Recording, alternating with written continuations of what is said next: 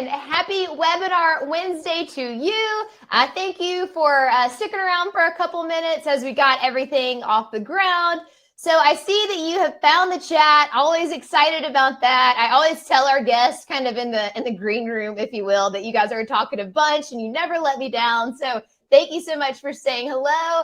Shout out to Linda for starting the chat off. So hope that everything is going great on the south coast of England.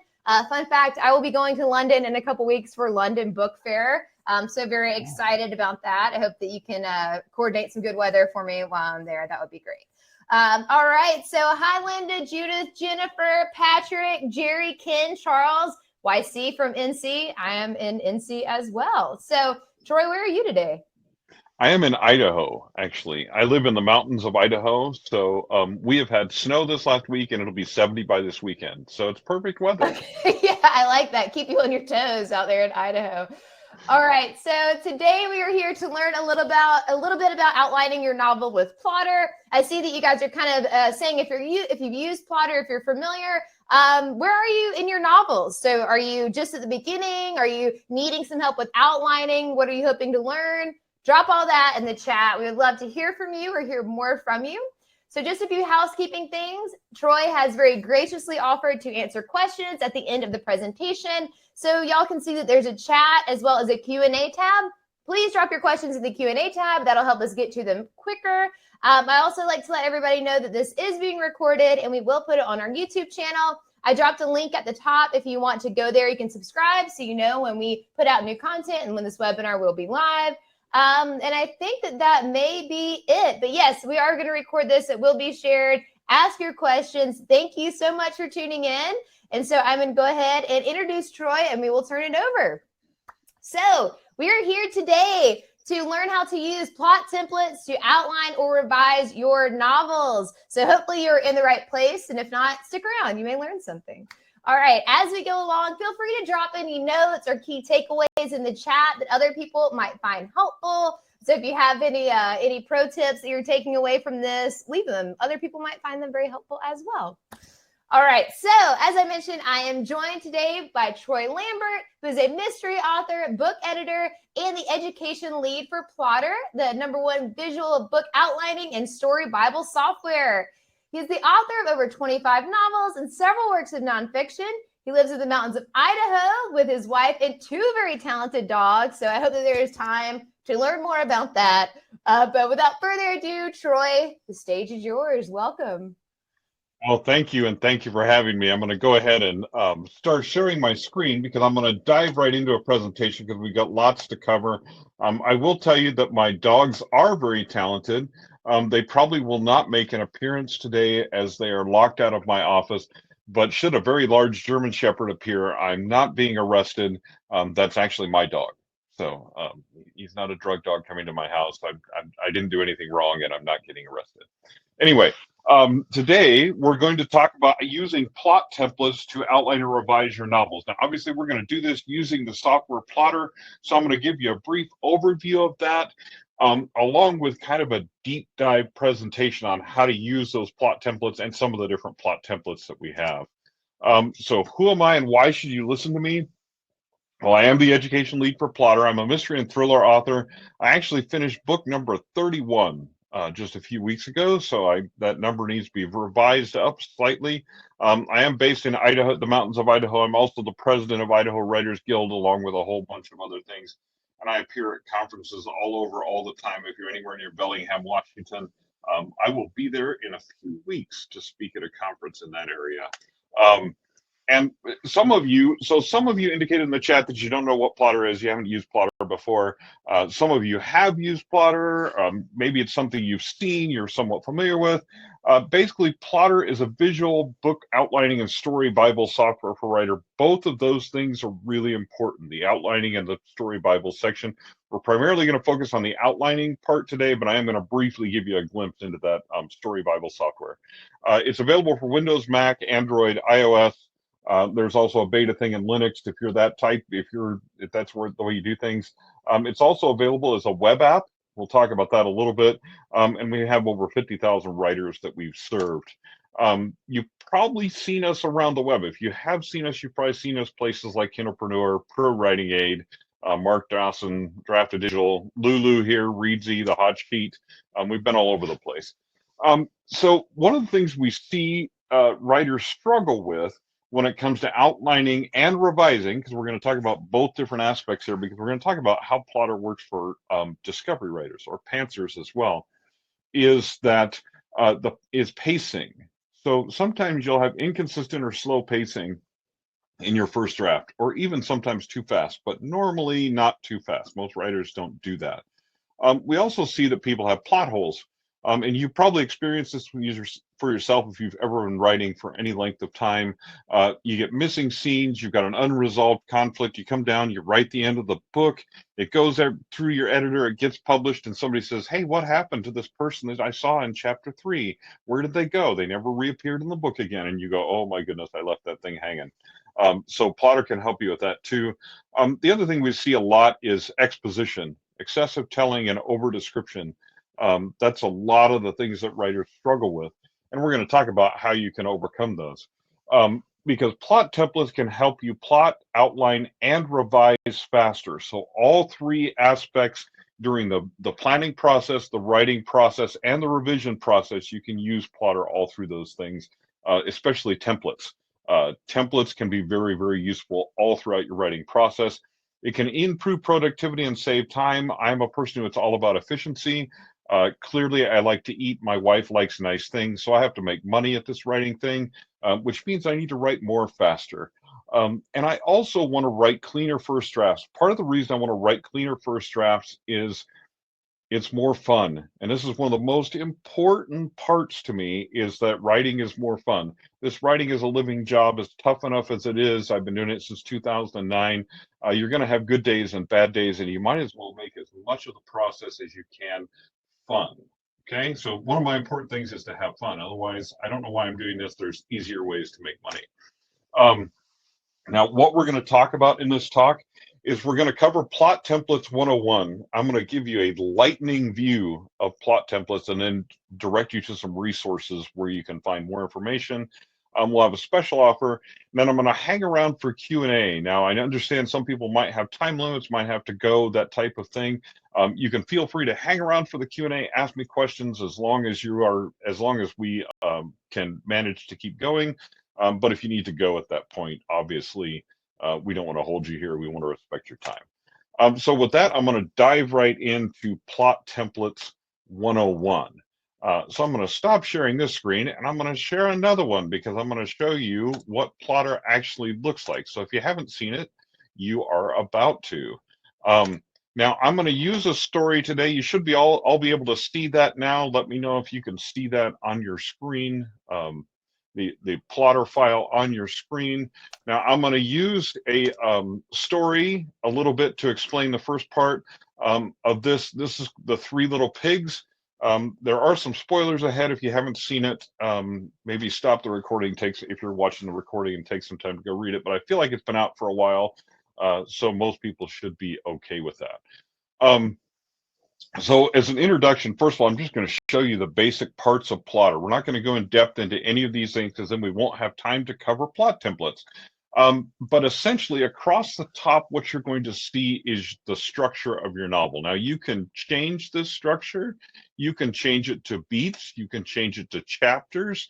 You can change it to whatever you want. So I happen to write in beats, but let's say you want to use chapter instead. Well, you can change that, and you see that everything across the top changes to chapter. Okay, now coming down the left-hand side, you can see that we have basically what we call plot lines within this timeline section. And in this particular case, I have a main plot line, and I've created plot lines for the different characters: pig number 1, number 2, number 3, and the wolf. Okay. At the intersection of those two things is what we call a scene card. Now, what a scene card really is like, think of a digital note card on steroids. And I'm going to show you why this is important when we get to templates. Because there's all kinds of things that you can do with these scene cards. Okay, you can open them up. You have space to write a description of what's going to happen in this scene. Now, For me, this description differs in the level of description that I write in this particular scene card. And I'll talk to you about my process a little more when we get over to those template things, okay? But this shows you the plot line that this is in and the chapter that it's in. If I need to move this, I can drag and drop it in the timeline, but I could also just come here to this drop-down menu and select a chapter to move it to. That's especially helpful if you have a long epic something or other and you're going to move this several different chapters. It's much easier to do the drop-down menu than to drag and drop it across several different chapters. Now we're going to talk about these tags. We're going to talk about places here in a few minutes. We're also going to talk about color. This is one of the things that I use all the time as I'm writing. I change this color to blue. When I'm revising, I change it to yellow. So you can see when I click out of here, that scene card changes to yellow. When I'm done editing, I turn this to green. What I know for myself is once everything across my main plot line is green, this is ready to send to my editor. Okay, so that's how I use color. You can use color for any number of things, and there's some other ways that I use color in different instances as well. You can see that we have some things over here also related to the scene cards. One of them is called attributes. Attributes are global. This is something that you want to know about every single scene that's in your plot line. If you change one of these, it changes for, if you delete it, it changes for every single scene. And you can fill in different things in the blanks, but if you delete one of these, it deletes it for every single scene in your project. And then if you want to know things about individual scenes, like this scene essentials, which is one of our most common scene templates, this allows you to enter all kinds of information about this scene. Now, usually when I enter this level of detail about the scene is in the revision process, not in the planning process. And I'll tell you why that is in just a few minutes. But we have several different scene templates that you can use. These are ones that I've created. These are the starter templates that are in Plottr, including the W scene, Suzanne Lakin scene. This gives you some different attributes that you want to know about the scene. So this is for you. What do you want to know about this particular scene? Some scenes may be simpler than others. If you're familiar with the reactive and proactive scene, usually to the midpoint of your story, your character is reacting to things that are happening to them. At the midpoint, there's a major turn, and then they become proactive. Okay, and I will say a word here that Plottr does work for nonfiction as well. Nonfiction is a story in the same way that that fiction is a story. It just depends on how you're structuring your story. So you can still use some of these different templates to structure a nonfiction book if you're working on that. Specifically memoir. Memoir should be a story rather than just a series of events that have happened in your life. If it is not, it's not really a story, and it may not do as well as you would like it to do. Okay. So with that, I'm just going to cover, you can flip this timeline if you want. I've seen screenwriters do this to create their different acts and scenes. I don't particularly like this viewpoint, but some people do. So you can flip into the viewpoint you want. You can zoom into different levels as you want to. You can move back and forth in your plot using the arrows, and you can use search and filter, which we're going to talk about more when we get to plot templates. Now, the outline feature, the main reason I'm going to show you this is I use this for spotting plot holes, which is one of the things that we're going to talk about. And the way I do that is I filter by plot line. So usually I have more than one plot. I write mysteries and thrillers. Usually there's a subplot and a bunch of twists and stuff happening. And usually I have a plot line that's just for clues. So what I can do is come here to this top corner, filter by plot line, and I can look at only that plot line. Like in this instance, I'm looking at only the wolf story, and I want to look at the wolf story and see if it makes sense, even if the rest of the story was not there. Okay? This helps me to spot plot holes in this particular story if I haven't resolved something with the wolf by the end of the book that I know I need to go back somewhere and revise that to be sure I close that story loop, I close that off. And we're going to talk about that, how templates help you do, plot templates help you do that as well. But you'll see we do have scene level templates. We also have character level templates. Before I get to that, I'm going to talk about notes really quick. This is where I house a lot of my research.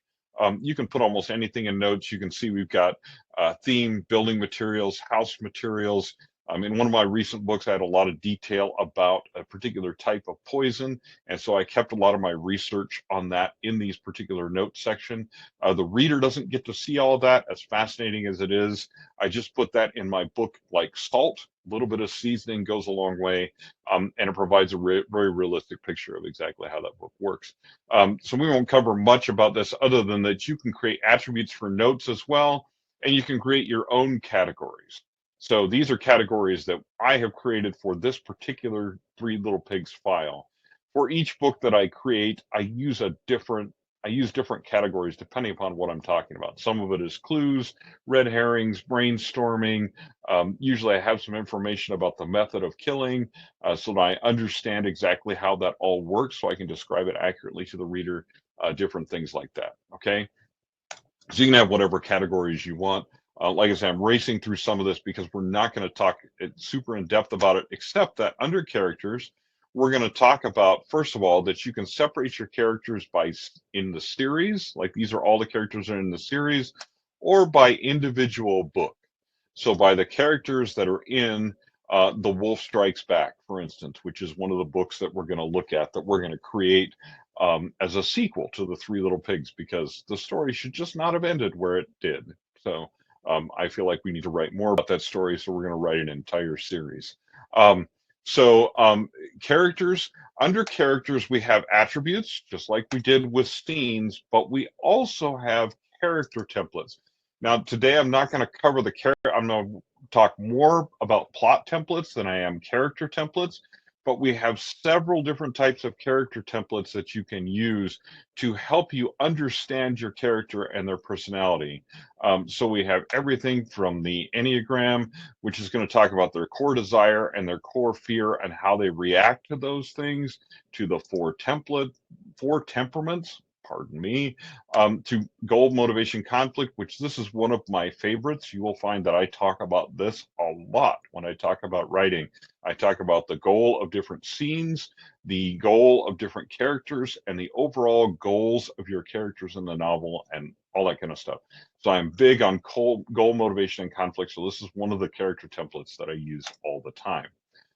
Now, we also have a place for settings. The main reason I'm going to talk to you about settings is we're going to talk about tagging in just a minute when we talk about different plot templates and using those to plan your story.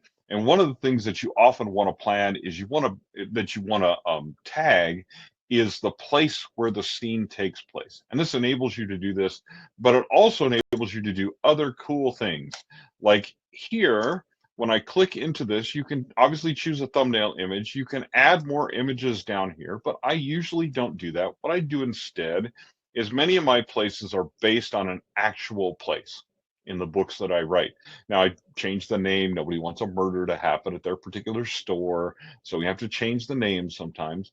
But I put a Google Maps link here to the Google Maps Street View, not to the map, but to the street view of that particular place. And then I can click on that, describe that to my reader, and come right back into my writing space without ever leaving it. So that's one of the ways that I use the Places tab, and the ability in these rich text features to add a link or add a photo here. Usually instead of a photo, I add a link to the actual Google Maps place, if it's an actual place. Now, if it's not based on an actual place and you have drawings or maps or other things that you want to add, you can add all of those things in this places section, or you can add them in the notes section if you want to, wherever you want to add your research, really whatever works for your particular writing process. This just happens to be the way that I do it. The last thing is tags. Now I can create categories of tags. So we talked about the stage of the story, exposition, the status. Now I use colors for this, but you can also use tags to indicate this. Tags are basically a way that you want to add another layer of organization to your story, whatever that looks like for you. So you can create a tag down here for whatever you want. Now the ones we're going to use when we talk about plot templates in a minute is the action level: slow, medium, and fast. And I do this for a reason, and you're going to see what that is, and you need to be honest with yourself about that reason. Okay, so now after I've shown you all of that, the next thing I want to show you before we dive into templates is the project file. Now, the project file is where you can house multiple books, each with their own timeline inside of one Plottr file. Now, how many books can you add here? As many as you would like. One of my files has 25 books that are in it, 16 of which have been published. Okay, so you can put as many of these as you want. But what that means is obviously you have a lot of things to track, which is where that being able to look at your characters overall in the series, but also by individual book is really, really important, because now I can sort by only the characters I need to see right now. But if a character comes back from book number 2, I can go back and look at them, even add them to my current book, to my current work. So super useful, really important to be able to put all of these books in one place. You can even, up here into this drop-down menu, come here and you can create a file that, or a timeline of your entire series. Now, this is for some people it's really helpful, for some people it's not. I have a series of 7 books planned. I know exactly where the beginning, middle, and end of that series is. So the series has its own story arc, the same as each individual book has their own story arc. So anyway, super handy, okay? But we're going to go back in this project file, and you're going to see that we clicked on the 3 little pigs. It has its own timeline. Now we're going to click on the wolf strikes back, and we're going to do that for a reason, because we're going to talk about plot templates. Now, there are a couple of different ways to access the different plot templates that we have, and we have somewhere in the neighborhood of just over 30 of those right now. Now, the first place is if you're starting a brand new Plottr file, you can come here into your dashboard, which is in the top right-hand corner, and you can create a blank project. You can create a project from a template, or you can open an existing file, or actually now you have the ability to import a file from Scrivener. We're not going to talk as much about those as we are about creating from a template. Now, you can create your own templates. You can see that I've created several over here. We're just going to skip over all those and come down to the starter templates. The starter templates are what you're going to see in Plottr, and you can see that we have a lot of them. There are some that are for mysteries. We have a standard action adventure plot, cozy mystery, 8 sequences method. We have simple ones like Freytag's Pyramid, which is basically just, you just need to know 7 tentpole events in your story to plan it. We have the hero's journey for those of you who, if you write romance, romancing the beat, or the romance beat sheet. Romancing the beat is also a great template for thrillers, and it's often a great template for memoir. Okay, just tossing that out there.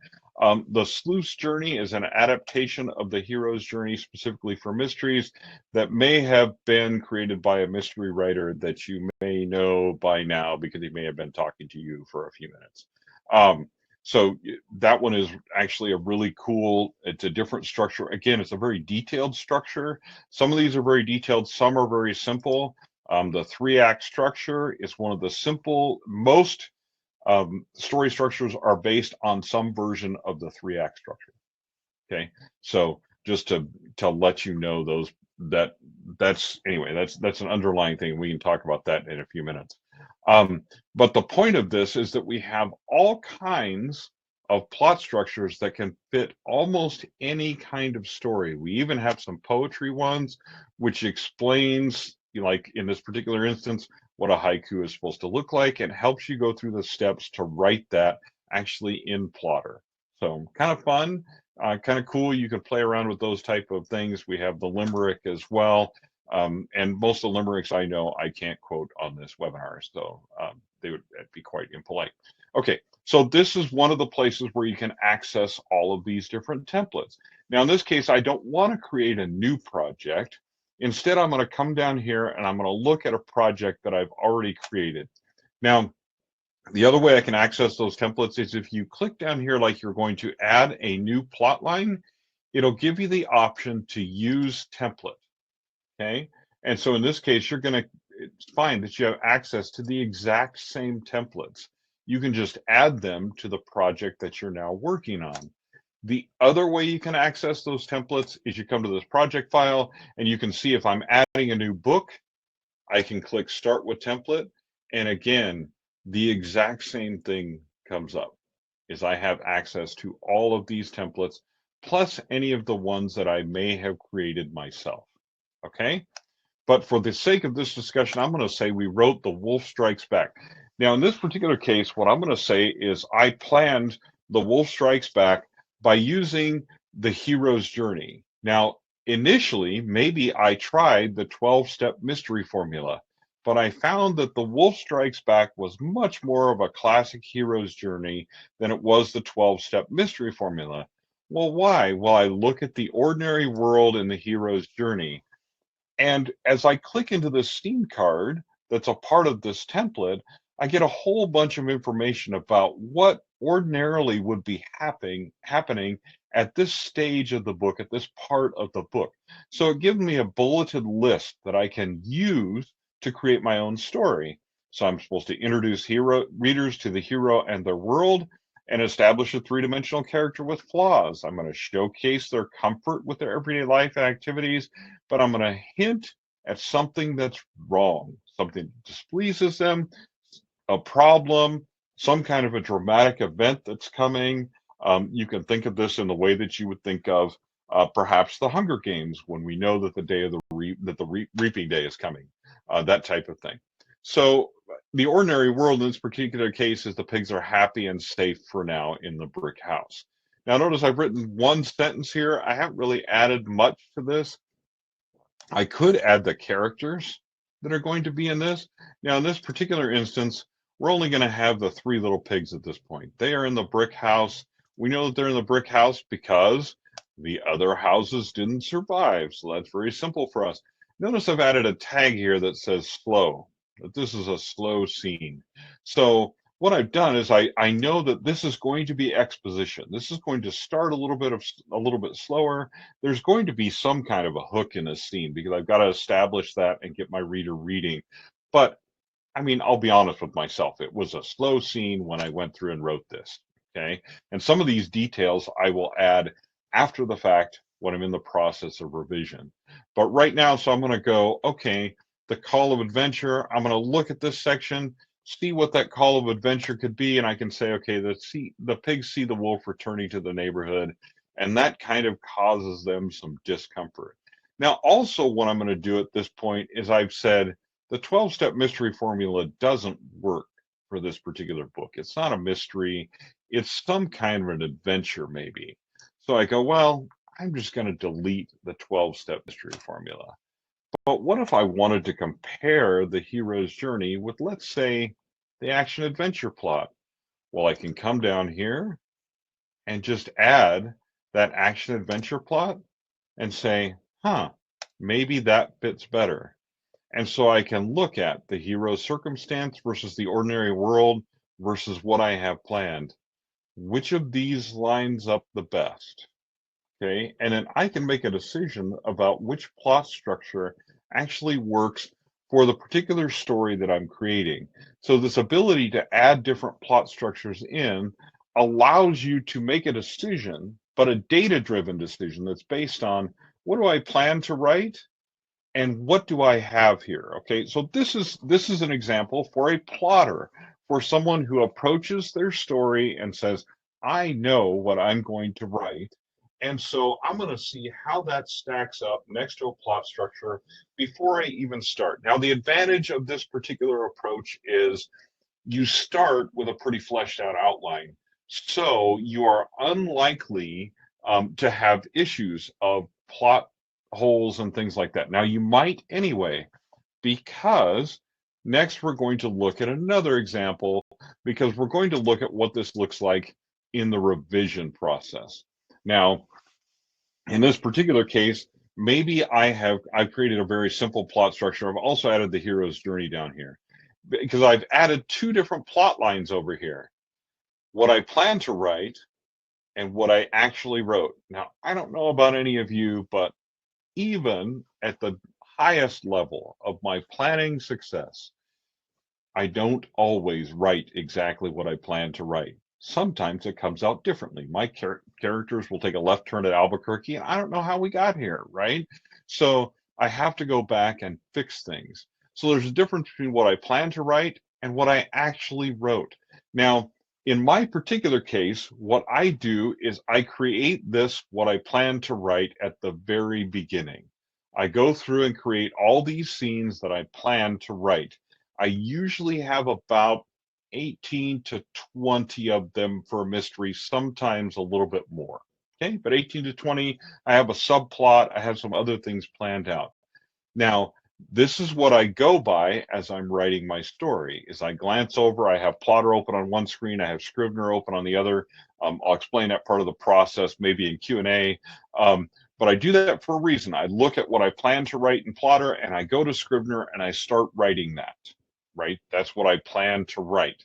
Now, when I'm done writing for that day, what I come in here and I write a summary of what I wrote during that session. And I'm also honest with myself about how fast this was. And I write a summary of what I wrote today here. Okay. And I'm very honest about that summary. And I enter any characters that might have been in this particular scene. I add where it took place. And I have all of those things. Then I go, this is in the writing process. Okay. So at the end of my writing session, it looks like this. It's blue, and I have a summary, and I have a tag of characters, and I also have a speed tag. And I'll explain why I have that speed tag here in just a second. Okay. So, and I do that for every one of these sessions as I go along. So I have my plan up here. I have what I actually wrote. And during the writing process, I don't have any of these story structures here. I don't look at them. I look at them in the planning process, and then I look at them again in the revision process. But during the writing process, I don't have them visible at all. I have them hidden. Okay. And there's that's a part of my process. You don't have to do your process that way, right? So this is what I plan to write. This is what I actually wrote. So eventually I will change this. This becomes my main plot, because as much as I love to go back to what I planned to write, that's not what actually happened. So this becomes my main plot. And as I go through the writing process, these things all change colors based on the stage that they're in and where I'm at with them. Okay. So this is one way to use plot templates, is you use them at the initial outset of planning your novel.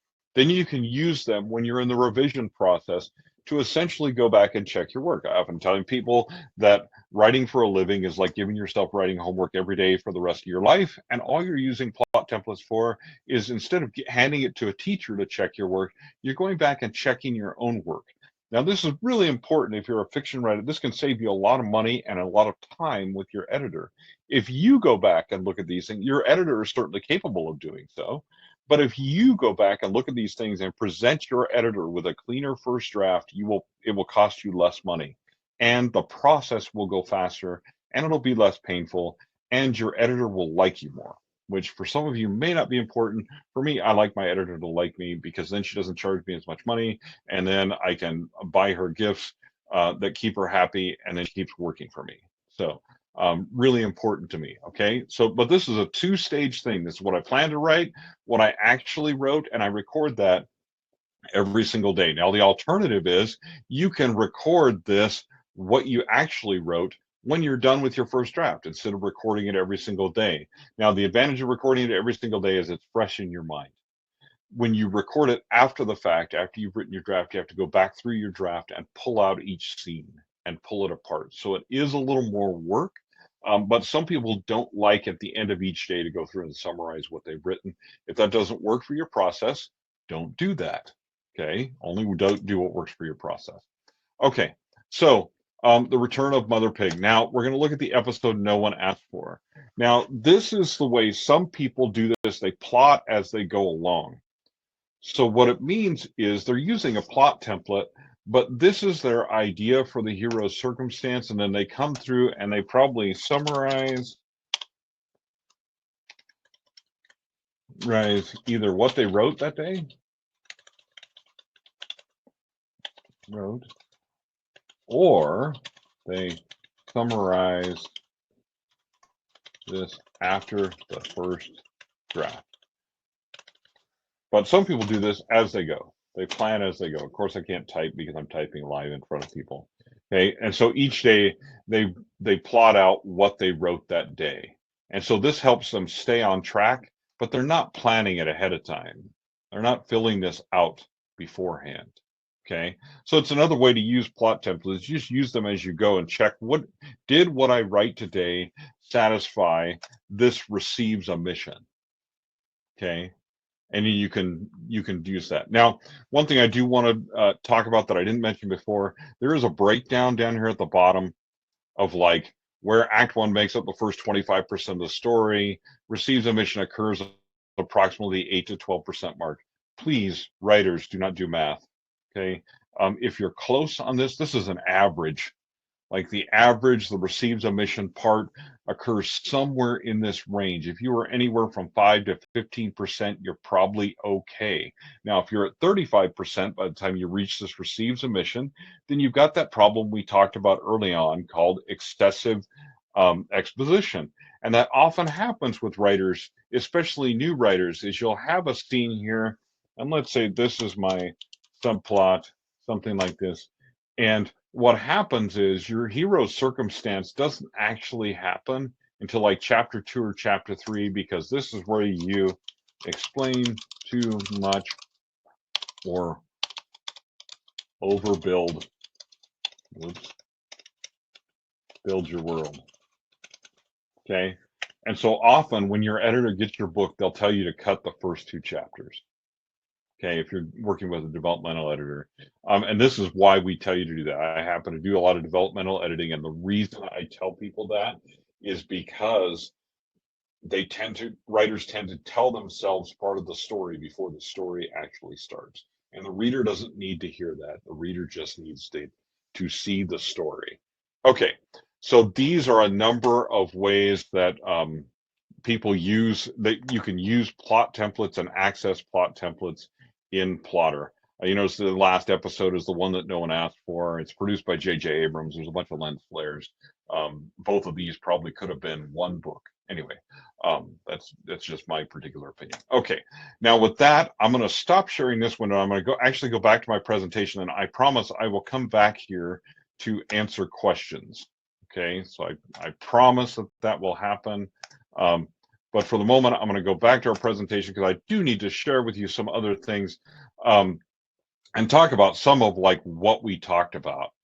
So what we talked about essentially was how Plottr helps you craft better stories faster. Now you've seen that you can map out stories before, during, or after your writing process and use templates, plot templates, all along that part of the process.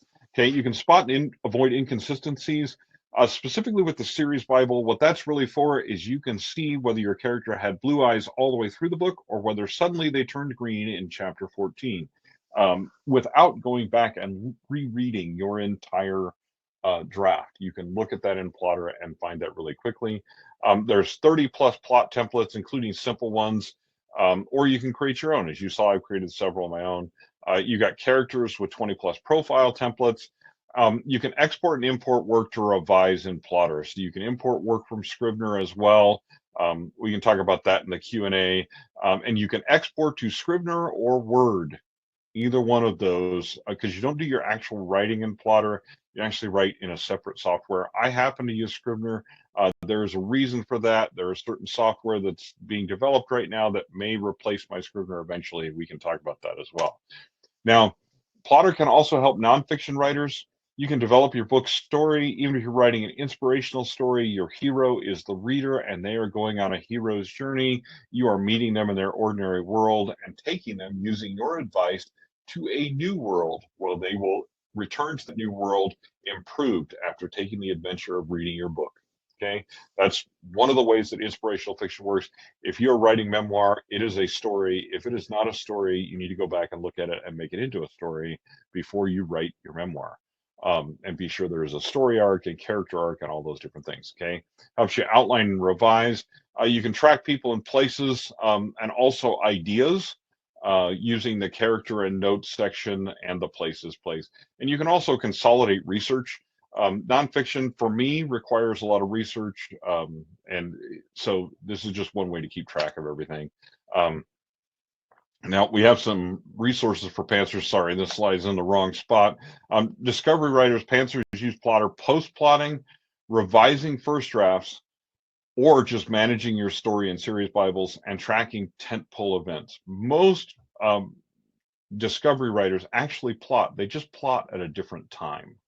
Okay, that's all that happens. And sorry, we have some nonfiction guides that are on YouTube as well. So if you need help with nonfiction, or if you're a pantser, there are some resources on our YouTube channel. Go to YouTube and search for Plottr. Plottr without the E. You're going to find all kinds of resources.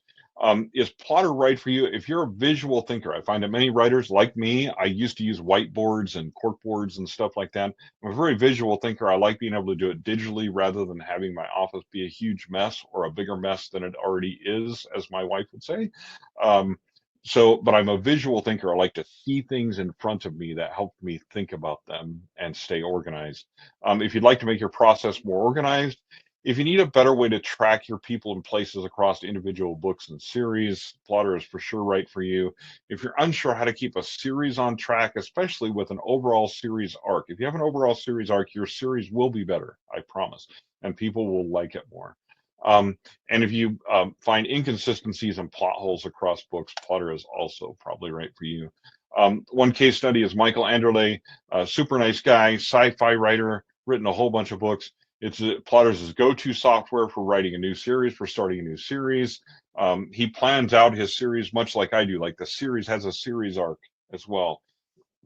I'm just not going to just keep writing books and, like Law and Order, Special Victims, whatever. City is the flavor of the week. So he used Excel and Scrivener before Plottr. Plottr is just more natural outlining tool for him. It's more natural for me as well. Celia Kyle staves. I've seen this gal's writing process before Plottr. It was kind of scary. She had notes everywhere. And so she consolidated them into Plottr. And even though she's very much a pantser, in some ways still, even so, she just knows tentpole events in her stories. She spots plot holes easier, especially in the revision process. So much better. This is one of my nonfiction books that I wrote with my friend Jim. If a story just feels wrong or is not working, I pull it apart scene by scene. In this particular book, I put tons of research in Plottr as well. And I had to watch a lot of old Star Trek over and over again. So you can feel sorry for me later if you're a Trekkie, and just sympathize with all that hardship I went through just so you could have that book. Anyway, so our latest feature is Act Structure 1.0. There's a way that you can structure your plot by acts rather than just linearly with chapters. You can separate it into acts, chapters, and scenes. We also have the characters by book, which I showed you, the import from Scrivener. You can do search, duplicate, and transfer. Those things are actually really cool, and you can play around with those. There's all kinds of videos on YouTube that talk about how to use that. We're always developing new plot and character templates. Some of the ones we've been asked for a lot is like the heroine's journey, stuff like that. Those things are coming as we are able. Some of those are copyrighted, so we have to get permissions and work with the creators first and things like that. But we get those and develop them as quickly as we possibly can. We have tons of resources. We have live training sessions, video tutorials, all kinds of documentation. So if you're not into video tutorials, we have written documentation as well. We have some interviews and deep dives on YouTube where I talk to other writers about how they use Plottr. It is super interesting to learn how other people use this software and things that you would never have thought of on your own. You go, wow, that is a really great idea. I've gotten tons of ideas from those interviews and people. We have a super active Facebook group too. If you think that I might have the answer to your question, you can go in that Facebook group and tag me, and I will eventually come in and answer it for you, or someone else that's very smart there will answer it for you. If I don't come in and answer right away, I might be on deadline for a book or something like that. But eventually I will show up, I promise, and answer your questions. We have some upcoming features, some global search and replace, which is going to be so nice. We actually have a nonfiction mode coming up, which I can't wait to show you guys once that's available. Advanced world building and a bunch of other stuff as well. Last thing before I turn it over to questions, we do have a special offer. We have a 10% discount on Plottr Classic. Now, there's two versions of Plottr. Plottr Classic is the offline version. Basically, you download it like any other app to your computer. You save your files on your computer. That's how it works. You pick the number of devices by the number of devices that you actually use for plotting. So if you use only one device for plotting, congratulations. First of all, you're way more organized than me. But you get 10% off that. If you use more than one device for plotting, so let's say you have a PC, you have a Mac, or you have a laptop and a desktop, that type of thing, just figure out the number of devices that you're actually going to need to actually put Plottr on. Okay, and this link, we'll drop that in the chat. But go plottr.com/Lulu. That'll get you to the discount page automatically. We also have a lifetime version. If you use Plottr already and you love Plottr, the lifetime version is quite honestly the way to go. Now, people often ask, okay, well, if my computer dies and I transfer to a new device, do I need to buy another license? No, you just contact support, you remove it from the old computer that died or whatever happened to it or that you replaced, and you move it to the new one. So this is how many devices you would use at one time, not how many devices you will have in your lifetime. Because if you're like me, that would be a lot of devices. If you have a lot of devices, or if you work collaboratively with an editor or a co-writer, Plottr Pro is an excellent option. The reason is it's a web app, and you can also use the classic app on your computer, but it's also a web app. The difference with the web app is everything syncs all the time between all your devices. But the other big factor is you can also work on a file on two different devices at the same time, or you can share that file with another person who has Plottr Pro, and you can both work on the same file at the same time. All of my editing clients now have Plottr Pro by the time we're done editing their first book.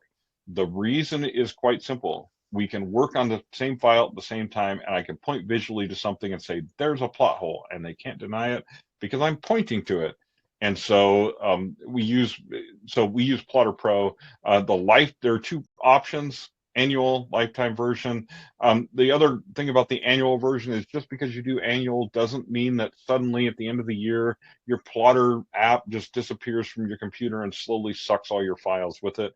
All it means is that you won't have updates. Now for Pro, you also won't have, you'll revert back to Plottr Classic. You actually won't have all the online features. But basically you don't get any updates if you let your annual expire. It doesn't mean you don't have Plottr. You just don't get the new updates as we're going along. Since we're updating things all the time, and also just normal software and security updates and stuff like that, I always recommend that people do that. Okay, and with that, I'm gonna open it up for questions. If I have to, I will share my Plottr screen again, or I will just answer questions the best that I can. So either way, I am open to that. Awesome. Thank you, Troy, for walking us through how Plottr works and how we can use it to improve our novels. Go ahead and drop your questions in the Q&A if you have any. That was very thorough, so I can understand if people are just trying to soak it all in. If you had to join late or leave early, then the recording will be available in its entirety to you, so don't worry about that. But Troy, I just had a couple questions. I know that you answered one that I saw in the chat about pricing. But I wanted to ask you, and if you went over this, I apologize, but if you're co-authoring a book, do you have any best practices for using Plottr if there are several authors that are kind of helping bring it to life? Yeah, I would. So I'm co-authoring a series with another author right now, and I highly recommend Plottr Pro, the web app version. And the reason is her and I can get on a Zoom call and work on the same file at the same time without sending things back and forth. Okay, so that's one of the reasons, is like she can see changes as I make them, I can see them as she makes them, and we can talk those through. It just speeds up the process a lot, and you also don't have the Plottr final version and the Plottr final version and the Plottr final version 5, and all those things that you go through when you're co-authoring. You're sending files back and forth. I have done a lot of co-authoring with a lot of authors, and Plottr Pro is a game changer for that. Same thing if you're working with especially a developmental editor. is they can say, hey, here's your plot and here's where the issues are, and you can point to them and make changes at the same time. So if you're working with a co-author or a group of co-authors, sharing the same Plottr file, for me, it's worth it. I just tell my client, it's worth it for the money you're going to save for the hours you're not going to pay me to do things while you're not looking, right? Instead, we can work through them at the same time, and it speeds up the process, because as soon as I show it to you, you can go to your manuscript and fix it. You don't have to wait. Like, you're not waiting for me to send you a file. You're not waiting for feedback. It's happening in real time. So that real-time collaboration is extremely valuable. Now, if not, if you share a OneDrive or something like that, that's fine. Just don't both of you have the same file open at the same time. I write words, not code. So if you have weird questions about like how the app was built, I don't know. But what I do know is that creates this thing called versioning issues, and you'll overwrite each other's work. And that creates problems that you don't want to have. So. Yeah. Yes, I love the fact that you don't have to look at final version 1, final.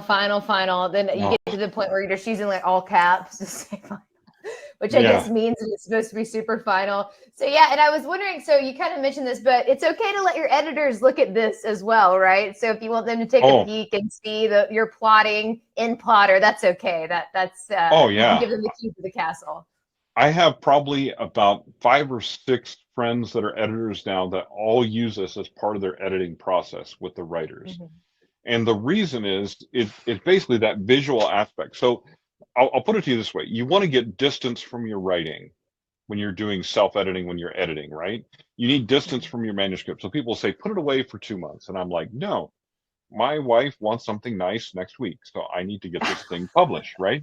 And because I need to sell it, I need to make money. So so instead, what I tell you is, if you break it apart into scenes, what it does is it gives you that distance, because you can look at those scene summaries objectively. As long as you're honest with yourself about summarizing your scenes, you can look at those objectively, and it gives you distance. Well, it's the same thing for your editor. If they've summarized those scenes for you, then you get distance, and you can see, oh, that's what they're talking about. Because when you start reading it, you read what you think you wrote, and you're like, this is not confusing, it's perfectly clear. Well, no, it's not, but you can't see it. You can't see it, but your editor can, your co-authors can, and if they can show it to you visually, it's much, much harder to deny. So it makes your process much faster without the need to go, oh, I'm going to put this book away for 6 months and work on another one, then come back to it. No, don't do that. Don't do that. Not in our modern world. Don't do that. Yeah, I mean, like your point was, make it easy and enjoyable to write your books. If you're going to give yourself writing homework every day, make it enjoyable as the best you can. So Sandy, I know you went over pricing. Sandy was asking, you didn't give a price for full ownership options. So I don't know if we had missed that, but is that a different price structure for full ownership options for Plottr? That's the lifetime. The lifetime licensing is basically as long as you live, not as long as your computer lives, but as long as you live, you have. So both of the lifetime pricing tiers, whether it's classic or pro, that means you pay one time and you have it forever. There's never a price increase. We never go, oh, we know you got lifetime 5 years ago, but we upped our prices, so $25 more, please. No, we don't do that. We just, it's lifetime is lifetime. That means you own it. It's your software. You have it forever. Then when you download your personality to AI, then you can just keep using it forever. Forever. You can just keep using it. Your AI personality can just keep using it eternally and keep writing your books long after you're dead. In the metaverse. Yeah. Exactly. Yeah. Okay. And so what was that cost for the full? Sandy was just asking for that specific number. So let me pull that up again really quick. So the lifetime for Pro is $269.10 with the 10% off. The lifetime for 3 device is $134, and the 1 device lifetime is $125. So there's not a big difference between those two if you want to pop up to 3 devices. Even at the worst of time, it's only a $10 difference between 1 device and 3 devices. So it's not really that huge of a difference between those two. But that's the lifetime version. And if you think about it, if you look at the annual is $35.10 for 1 device, $44.10 for. So basically, in 3 years, that pays for itself, and then you own it forever. So kind of the same thing with Pro is 3 years, you own it forever. So if you like it and you're going to use it, if you want to try it out first, great. But if you like it and you're going to use it, lifetime version just makes sense. Perfect. So. And thank you for that question, Sandy. All right, so Margaret is asking, how long on average does it take to become a great book plotter? So she said plotter with the way that you guys spell it. So how long does it take to get proficient to where you're really familiar with Plottr and how to use it? So what I tell you about the software is, first of all, it's very intuitive and super easy to use, but start simple. I always tell people this with any software really, but it's obviously especially with Plottr because I work for Plottr. Okay, but start simple. Just because an advanced feature is there, first of all, you may never use that advanced feature as part of your process. Like it may never become part of your process because you're going to learn how Plottr is going to work and integrate into your own process. But start simple. Start with the timeline and scene cards and work from there and decide what parts that you want to use. Start using the series Bible, start using that stuff as you become more comfortable with Plottr. So really to get started is only going to take you, a day maybe, but to get really proficient at it, and it depends on how many of the advanced features that you're going to use. And we're always developing new features, so I'm always learning new stuff. So I feel like I'm never going to master the whole writing thing, let alone an individual software, right? I'm just going to keep learning until I can't do this anymore, which I hope is a really long time from now. So, because I have so many ideas I need to write. If you guys need some, let me know. I've got some extras that I'll just give you. But anyway, I mean, I'm going to do this as long as I possibly am physically and mentally able. So for me, anyway, I'm never going to become a master. I'm just going to keep learning stuff over and over. I feel like people are like, you're a story structure guru. And I'm like, no, I'm not. I have tons to learn. I have learned a lot, but I have tons to learn. So, I guess that depends on what you mean by mastering it. But I mean, you can be very proficient at Plottr in a matter of if you've been using it for a couple of months, especially if you're planning books, you'll become really good at it really fast. So. Perfect. And I hope that one of your ideas is that your German Shepherd is actually a police dog that's undercover, just pretending to be your dog, and then you get busted. He's kind of a freelancer, actually. Yeah. He actually is in one of my books. That's a sequel to my book Stray Ally. Is called The Good Shepherd, and the dog in that book is loosely based on my German Shepherd. My German Shepherd he talks back. He's got a personality that's it's about as big as you could imagine. I mean, he's as big as any character in any book. And he's brilliant.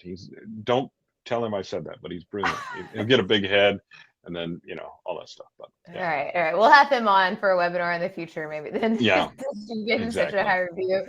All right, so Jennifer is asking, and I'll just do one last call for questions as we're a bit over the hour, but Jennifer's asking, can you save photos and scan documents into Plottr? I'm planning to develop my dad's memoir and want to incorporate some items like scans of his letters home from the war. So you can add files. Let me just show you this really quick because it's going to be easier. Okay, you can see that. So in the notes section, let's say I'm just going to come in here and pop into this one because it doesn't have much in here. You can add links and you can attach photos. Now, as far as scans, the way I would do that, rather than adding an image scan, because you may want to scan those into a PDF format and maybe do some OCR on them. And if you don't know what that means, you can email me later and I'll tell you more about it. But anyway, because that's geek land, I could go way down that way. But I would put them in like in a OneDrive or a Google Drive or somewhere, and then add a link. So I would say document letter night. Let's say if it was my dad, it'd be 1940 something or other, and then I would just come here and create a link to it in OneDrive or whatever is probably what I would do. Now photos, you can add all the photos you want in this description section. And let me show you what that looks like actually. So if I do this and let's say I'm going to choose this image. And so, whoops, I don't want to do that. I don't want to rename it. I just want to add it in there. Oops, add it, choose. Okay, so you see how that comes in here. Well, this could get, depending on how many images you add, this could get really big. So for me, I would probably add a link to like a Google Drive or Google Photos or OneDrive Photos folder that had all of those photos in it. So I could reference that from my Plottr document with a simple link. So hopefully what that keeps me from doing is going down the eternal rabbit hole. That is what Google and all those other things are. But so hopefully it keeps me from doing that, but it also keeps me focused in here. So I can just click on that link and pop open a window that I would look at. That's how I would do it. You could add photos in here. If you do scans as photos, you could add them in here, but I would probably not, I would probably do those, the letters and things like that as PDFs is what I would personally do. So that depends. I've ghostwritten a lot of books and a lot of memoirs and stuff like that. So I used a lot of different techniques. My primary one is a link to a folder, if that makes sense. Yeah, perfect. And thank you for that question, Jennifer. All right. And Sandy is asking, this is a two-parter. One, does the lifetime version upgrade automatically? And she stores all of her work in Dropbox. Can I do that with Plottr? So there is a Dropbox integration with Plottr Classic. So specifically for the mobile version, like if you're using it on your iPad or your tablet or whatever, you can sync, it automatically syncs through Dropbox, and then you can pick that up with your desktop version when you get home if you want to do that type of thing. So you can sync through Dropbox. Now with Plottr Pro, it has its own cloud that things live in, so it doesn't sync through Dropbox, it syncs through its own thing, if that makes sense. But you could still save some of your other work in Dropbox. And like I say, you could drop links into your notes or other sections to your Dropbox folder, if that makes sense, because there's always a link to those things. And her other question, upgrades. So yes, your Plottr updates automatically. Now you can choose whether you want it to do that or not. So you can say, hey, just notify me about updates, and then I will choose whether I want to install that or not. Or you can just update automatically. That part is entirely up to you, the way that you do it. But Plottr Pro updates automatically, pretty much, because you're accessing in the web.